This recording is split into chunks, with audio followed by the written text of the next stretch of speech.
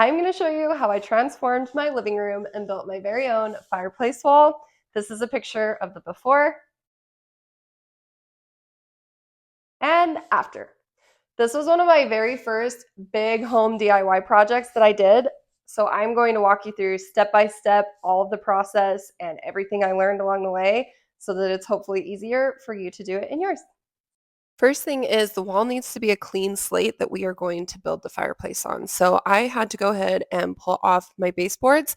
This trim puller is one of my absolute favorite tools that I use in all of my DIY projects. So if you don't have one, I would recommend getting one. It's great for pulling off those baseboards as well as ripping up carpet tack strips as well. Then I painted the wall the color that I wanted it to be behind the fireplace. The majority of my house is just this off-white color. Before you start this project, I would recommend having your TV that you're going to mount as well as your fireplace that you're going to use as well, because you're going to need those for measurements in order to know how and where you want to build things out. I first started this by measuring the entire length of the wall and then figuring out how long the fireplace as well as the TV was and how much I wanted the fireplace to stick out on each side of those. So once I had this figured out, I knew exactly where I needed to tape it out on the wall so that I wouldn't mess it up as far as building the frame. This always seems to be kind of an annoying and tedious part of any of my projects, but it's way better to spend the time up front and make sure that everything is measured out perfectly so that you don't have to fix it in the long run. Okay, now it is time to really get started. And by that, we are going to secure four 1x6s into the stud in the wall. And this is what we're going to build the frame onto. I used 3-inch wood screws for this, and I will say another tool that I would highly recommend getting if you don't already have one is an impact driver because that's going to make this process so much easier. Looking back on these videos, I'm not sure why I was so concerned about these being perfectly level because it actually doesn't really matter because you're just building the frame onto these. Once I had my four 1x6s secured onto the wall, then I started to build out the frame, and you can just use regular 2x4s for this. I did do this build in the middle of January, so it was freezing in Utah, but fortunately for me, I have my volleyball court lights that I can turn on, so I was able to go outside and cut the pieces of wood. The 2x4s are the height of my ceiling essentially, so the pieces that I'm cutting here are the middle support section, and that's going to be what helps you figure out how deep your frame is. So I originally cut them too short, and as I was starting to build out one of the side frames, I realized that I needed to go deeper so that it would be at least a foot that I was coming out. And I didn't want to come out too far in my wall, but wanted it to come out far enough that, it could accommodate the electric fireplace without having, a fire hazard or anything back there. So the thickness of your frame is just going to be dependent on what works best for you. I believe that mine ended up being 10 inches or so. So then by the time you have a 2x4 on each side and then the 10-inch on the middle, it is about a foot. Once the side frames were built out, I used my brad nailer to secure it up against the wall. I don't know if you noticed earlier, I propped one of them up and then it came off the wall and whacked me on the shoulder. So safety is sexy in DIY projects, and I'm learning. Then I went through and I secured the side frames in with a 3.5-inch wood screw. The next part is also pretty easy. You're just going to build out the outside perimeter of the front frame. Once I had this done, I propped it up to make sure that it was going to fit perfectly snug in there and that I had got my measurements correct. Once that was confirmed, I laid it back down and then set my TV and my fireplace in the positions where I wanted them to be and just started building the frame out around it. I started with the bottom one that's going to support the fireplace, and then I put in the top one, which is going to be the bottom of where the TV goes, and then just started doing the sides around it. This part was actually pretty fun, and I just sometimes feel like DIY projects are adult Legos and puzzles. The main reason for these bottom sections, as well as a few on the top, are just so that you have something to secure your drywall in, because we are going to be drywalling this specific fireplace in. For this entire project, I found it was easiest to drill a pilot hole and then use my impact driver in order to secure the screw. And obviously the part that you didn't see was how many times it took me measuring and going out and cutting the different support pieces. Okay, the frame is finally built. The only piece it's not in is the piece over top of the fireplace, and that's just because the fireplace that I bought is proving to be difficult to mount, and there's not very good instructions. Did you eat something, Chloe? Oh, good. Okay, anyways, I think I'm going to put it up this way and then hook that board in once I figure out if it's going to work for me to mount the fireplace how I want to. Right over there. And then I needed my house to be somewhat functional. And so I propped it up and set it against that wall. I wouldn't recommend doing that if you have kids, but man, sometimes you're just over DIY projects halfway through. Okay, so I want to do a quick update. I have not hooked the frame all the way in because I'm figuring a few things out, like how I'm going to secure the fireplace. A lot of people have connections that can go on the side. Mine is supposed to be mounted on the back. So what I've decided to do is take a 1x2 board. I've marked it here as to where I need it to be. I am going to drill this into here, secure the fireplace to the side, hook it in, and since I didn't hook my frame all the way in, I'll pull this out and then drill this 1x2 into the frame of the fireplace. Okay, so this part is difficult to explain, and it's not even going to be relevant for most people because everybody's fireplace is going to be slightly different depending on what you order. And that is where you're going to have to either find a video that has the exact same fireplace as you, or you're going to have to think outside the box with it. So essentially what I did is I secured my back frame piece into a 1x2, and then I took that 1x2 and secured it into the frame that I had built. There are a lot of fireplaces that are much easier to mount though, and so that is something I would recommend if you are purchasing one, is to look and see what your mounting of the fireplace looks like. And then that way it can kind of give you a better idea as to how you're going to build this out. But that is one thing with some of my projects, is I'm not sure how I'm going to accomplish all of it.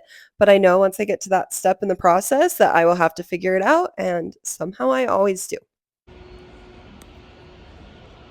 Okay, so I feel like a lot of people completely skip in tutorials how they get this crap from Home Depot.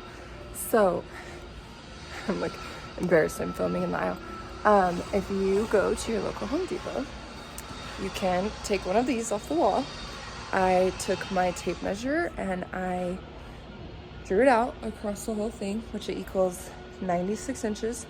So then I cut it in thirds. So I did 32, 32, and then they're in thirds and will fit in the back of my car. Now for the drywall. I would argue that this is the hardest part of this project. When I was doing research as to how I wanted to design my fireplace, I saw a lot of people end up doing shiplap across the fireplace. This is definitely a much easier option than the drywall, but I really wanted the concrete finished fireplace look. So we learned how to do drywall. And I now have a whole new appreciation for people that do this as a trade because it really is an art. If you do decide to go this direction, I would suggest watching a few videos on just basic drywall and all of the tools that you're going to need. So I'm not going to go really in depth for this, but here's a few things I learned. Do not cut them in your living room. I should have done this in my basement or in some other area of my house. So first and foremost, cut them either outside or, I don't know, somewhere else. This is obviously a much harder introduction into drywall because normally you'd just be doing a flat wall. But with this, you're having to figure out little tiny pieces in order to build out the frame of the fireplace. But we figured it out. You do secure them in with specific drywall screws. And I think I used 2 full pieces of drywall that I had cut into thirds in order to finish the fireplace. But then I was able to use those in my basement on a wall that I needed to repair. So it is a good skill to have. It's just this is kind of a hard first drywall project. This was that moment in the project where I was like, I've got to trust the process and it's going to be fine. Everything's going to end up fine. All right, we've got our joint compound here, a Home Depot bucket. I just sprinkled a little in there, mixed it up with a stick. This is actually my second set, so I'm coming back for this. It's been sitting for a while. And I'm just scooping it and putting it in to my bucket. This was the part of the drywall project that I actually did enjoy, the mudding. I feel like this is genuinely an artwork and it is kind of fun. And I will say that at first I was doing way too little mud and I learned that I needed to start slapping that on there in the creases. And then you go ahead and you sand it out in the long run.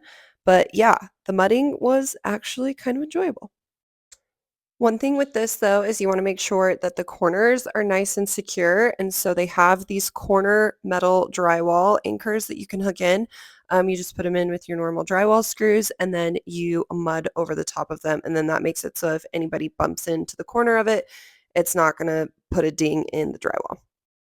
I also didn't mention, but as you can see, I went ahead and covered up the fireplace with a big piece of plastic because I wanted to make sure that there was no materials that were falling into it and probably either ruining it or creating a fire hazard at some point in time.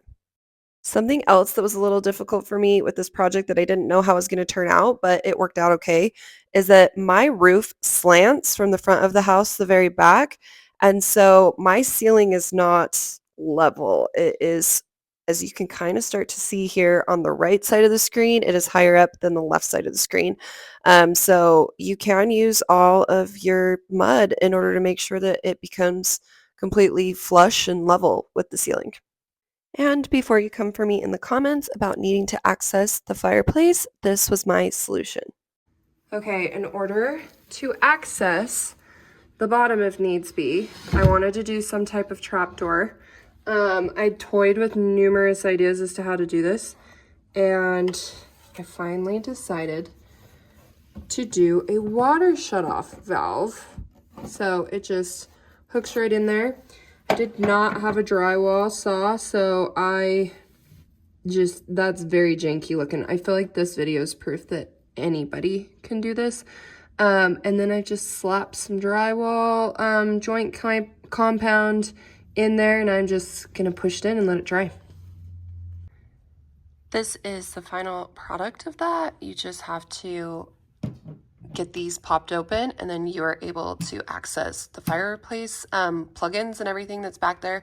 About once a year I get back there and dust just to make sure that it doesn't become a fire hazard. But yeah, since it's on the far right side of the fireplace, no one ever sees that panel. So that worked for me.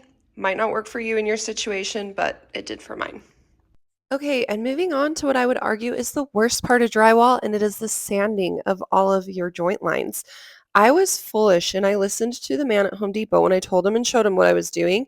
He said that a tool sander would be too rough and that I needed to hand sand this down. Terrible idea, complete mess in my house. So go ahead and use a tool sander with a really light grit paper, and then they have connections that will suck up the dust for you and it won't be all over your house. Okay, yay. Once that was all cleaned up, now we are getting to the finish line. So in order to do the concrete finish that I wanted to do, I needed to just go through and put a simple primer on the entire thing. So this is a look at the fireplace now that it is all primed. Ace. My goodness, these two. I debate just leaving it like this, but I do think it's just too white. So I am going to try the Portola Paints Roman Clay and give it a concrete look. So wish me luck. Okay, so I'm using the Portola Paints Roman Clay, and they say to start in the corner and work yourself down. So I am just going to start getting it up to the corners here. And then dragging. This is the first coat of 2. And you do go through and you sand it in between. I've already done the sides, so now I am just starting on this. I watched their 30-minute video and I'm hoping that I did this right. So I guess we'll figure it out. And worst case scenario, I will sand it all off and either start over or do something different. So.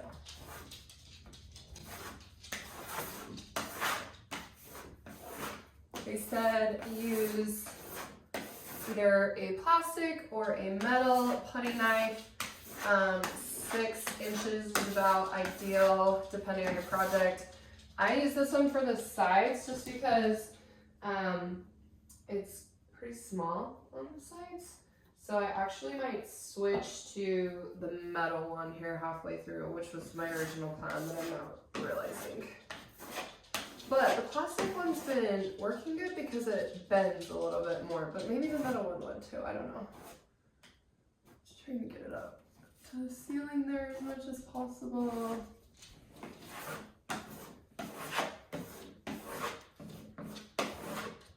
And in any spots. This is why it's important for your wall to be as smooth as possible. Mine definitely is not. Because it was my first time doing drywall, and I did my best.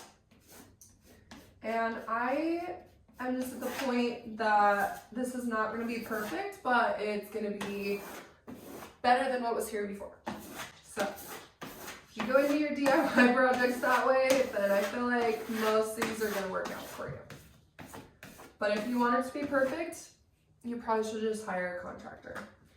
And then it's still not going to be perfect. But So I did research out several companies that have a concrete-like finish, and I decided to go with Portola Paints, and I loved working with their company. I have a lot of people that come and ask me what finish I used for the fireplace, and I will always refer them to this company. When you can just tell that the business is trying to keep your business and provide you with an actual good quality product versus just making as much money as possible. That's how I felt with them. Even with working with their customer service, because you do have to email with someone in order to submit your order, they told me to go and buy my own primer in the store versus using theirs because it would help with my shipping costs. And I was like, wow, I would have not known. Regardless, if they would have told me that I needed to use their primer, I just would have. So I really appreciated working with them and will always promote them. I do kind of even want to do an entire wall in my home because they have several different colors. And so I'm thinking of where I could do that to warm things up a little bit in my home. I will link their company below, and I'm just hoping that one day they will sponsor me because I love them. okay, this is what the first coat looks like. Some of it still needs to dry, but just for reference for you, I'm going to go through with a light sander and take off any rough edges and then go in for round 2. Okay, and somehow my videos got deleted, so I don't have a video of the second coat, but this is kind of for reference, the texture that you can tell. Love how it turned out. And then the last thing I did for this project was print out a couple landscape photographs of both Zion and Canyonlands National Park since we're in Utah and down there all the time. I got the frames from Target, and then I got the picture frame lights just from Amazon. I feel like it completely elevated the space. I do have a video explaining how I installed those picture frame lights that I will share right now. I am going to show you just how easy it is to hang these rechargeable picture frame lights that I got from Amazon. My biggest hack is to put a piece of painting tape on the back of whatever it is that you're going to hang. That way you can mark the holes and then put it perfectly on the wall where you want it to be. Once I've done this, I just make sure that it's level with the wall. It's always good to do this because oftentimes your house is not symmetrical. Then I take a 1/4-inch drill bit and I drill a hole into each of the marks on the piece of tape. Once that's done, you can go ahead and remove the piece of tape, and then I take my hammer and really gently push those plastic pieces that hold the screws in place into the wall. Last step is to secure the metal piece. This is what holds the frame light on the wall. I use an impact driver to put the screws into those plastic things. I really need to Google what they're called. Anyways, and then I hung the picture frame light up.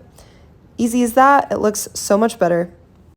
And here's one final look at my living room. I love it. I learned so much doing this project, and it was not the easiest, but it is doable. So if you have any questions, please put them in the comments below and I will write you back.